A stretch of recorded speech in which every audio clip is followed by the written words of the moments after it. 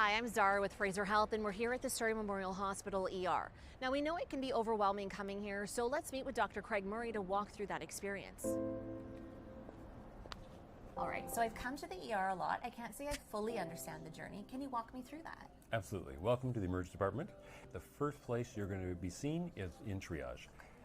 At triage, which means to sort and select, you'll be seen by an emergency nurse who will take a series of very short questions and your vital signs, and with that decide how quickly you need to be seen and whether you need to be seen ahead of other people. All right, so let's head in. Let's go.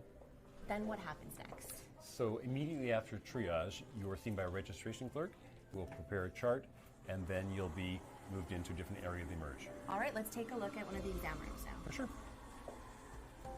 So we're walking into an exam room in one of our emergency department zones. Okay.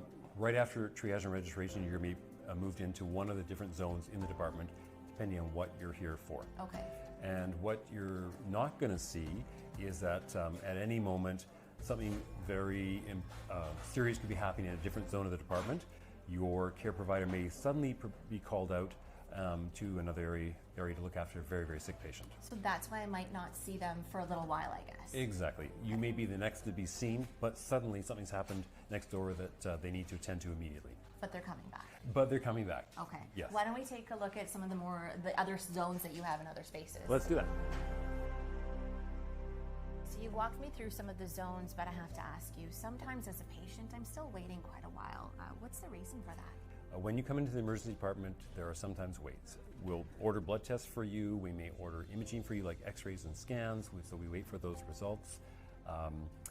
There are also multiple team members that may need to see you. Aside from nurses and one or more emergency physicians, we may be waiting for a specialist to come and see you.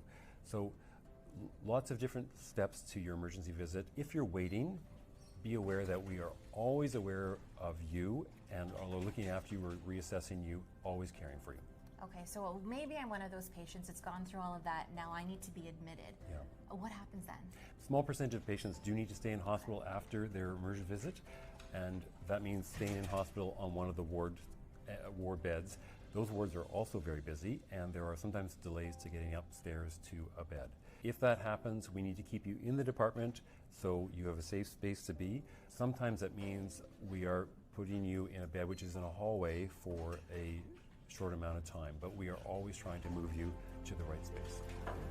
All right, well, thank you so much for walking me through the emergency room. My pleasure. I think it's really important to know that we understand it can be a scary experience to come into the emergency department. Every member of our team understands that, and we want you to know that we are here to look after you, to care for you, and be with you through the whole journey.